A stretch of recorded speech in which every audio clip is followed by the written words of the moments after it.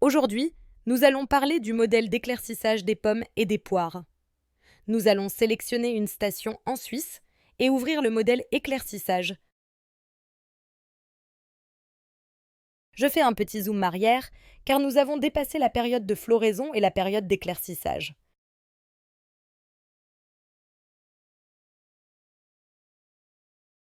Comme vous le savez, il y a deux périodes clés pour procéder à l'éclaircissage, sur les fleurs et sur les petits fruits. Nous allons d'abord nous concentrer sur l'éclaircissage des fleurs.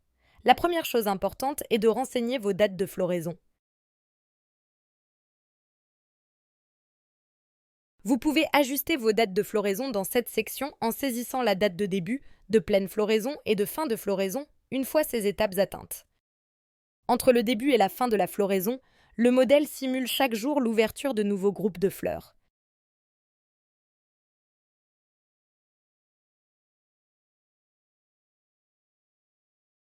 Les lignes bleues descendantes représentent la croissance du tube pollinique dans les fleurs. Si aucune ligne bleue ne s'affiche, cela signifie que les températures étaient trop basses pour permettre l'activité des pollinisateurs et qu'aucun grain de pollen n'a été déposé sur les fleurs. La croissance du tube pollinique dépend directement des températures. Ces mêmes températures influencent aussi la durée de vie de l'ovule, situé à la base de la fleur. Par temps chaud, le pollen germe plus rapidement, mais l'ovule vieillit aussi plus vite.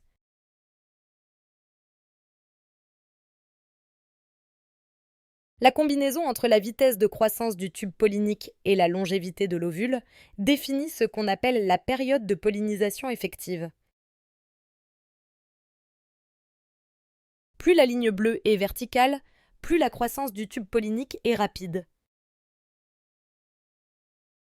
Lorsque la ligne bleue est plus horizontale, cela signifie que les températures sont froides et cela ralentit la croissance du tube pollinique.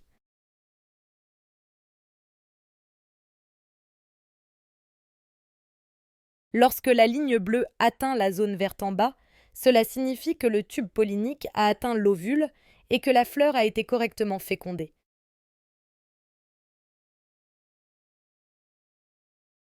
Dans cet exemple, toutes les lignes bleues atteignent la zone verte, ce qui signifie que le tube pollinique a bien atteint l'ovule. Cependant, aucune fécondation n'a lieu en début de saison, car les températures étaient trop basses pour permettre la pollinisation. En revanche, en fin de floraison, les lignes bleues deviennent plus verticales et plongent plus profondément dans la zone verte, indiquant que les dernières fleurs ont été correctement fécondées.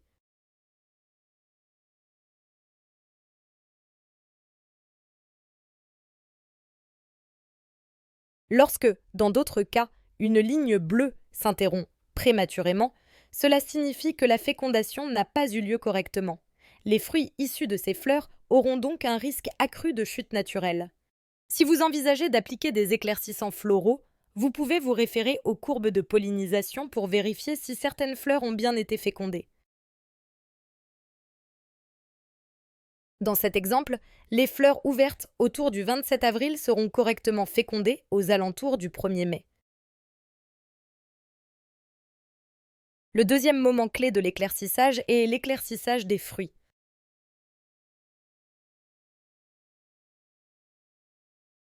L'éclaircissage des fruits dépend de nombreux facteurs. La variété, la vigueur de votre arbre, le ratio feuilles-fruits, etc.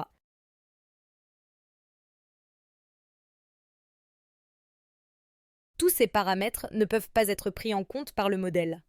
Cependant, il y a plusieurs paramètres objectifs qui peuvent être pris en compte par le modèle.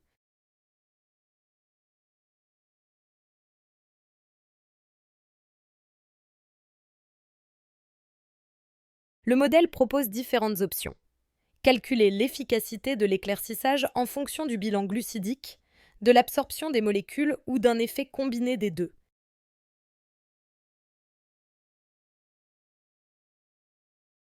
Commençons par l'option du bilan glucidique. Dans le graphique du bas, nous pouvons voir différentes courbes. La verte, qui va vers le haut, représente la production nette de glucides grâce à la photosynthèse.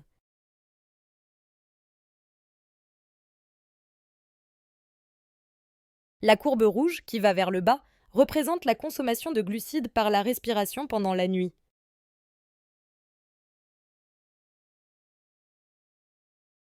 En zoomant, on peut visualiser une ligne noire qui est le bilan glucidique de l'arbre.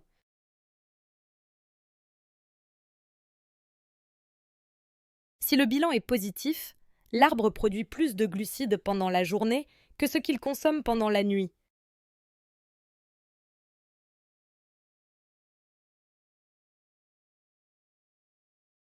Si le bilan est négatif, l'arbre subit un stress car il consomme plus de glucides qu'il n'en produit.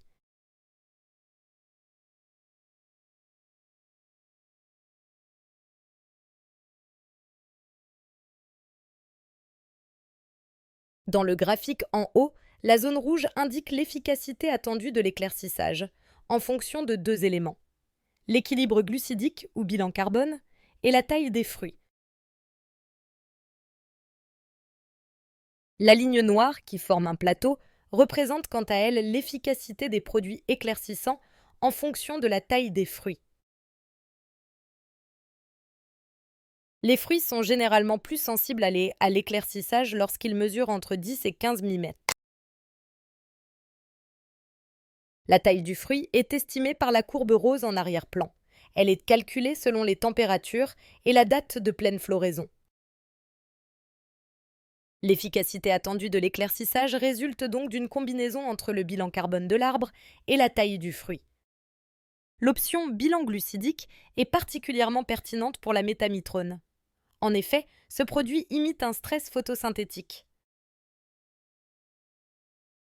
Ainsi, si l'arbre est déjà sous stress, avec un bilan carbone négatif, il sera plus réactif à l'éclaircissage.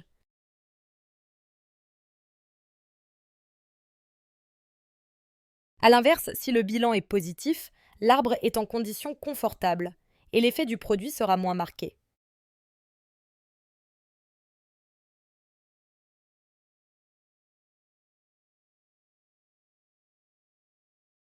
Plus la courbe rouge est élevée, plus l'efficacité attendue est forte.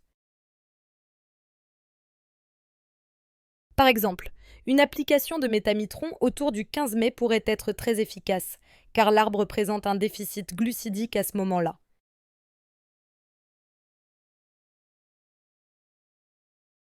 Si vous traitez plus tard, à partir du 20 mai, l'efficacité du produit sera plus faible.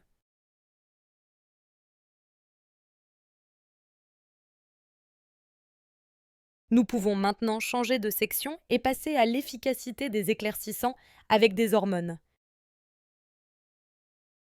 L'efficacité des hormones dépend principalement de leur absorption par la plante.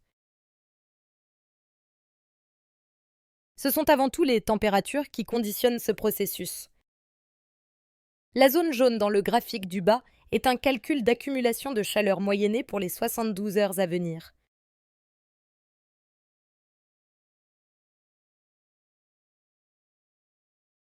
Cela donne une bonne idée de l'absorption potentielle des hormones par l'arbre.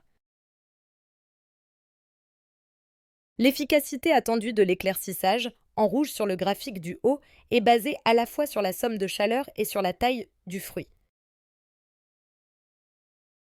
Dans cet exemple, une bonne efficacité des hormones n'est attendue qu'autour du 20 et du 27 mai.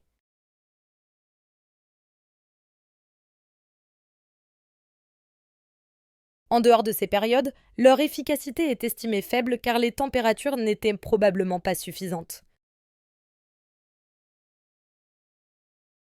La dernière section est un effet combiné entre l'absorption des molécules et le bilan glucidique. Parfois, les deux processus sont antagonistes et parfois ils peuvent aller dans le même sens. Dans cette section, les calculs de l'effet éclaircissant attendu sont basés à 50% sur l'absorption et à 50% sur le bilan glucidique. Si vous avez des questions concernant ce modèle, vous pouvez envoyer un mail à support@rimpro.ee.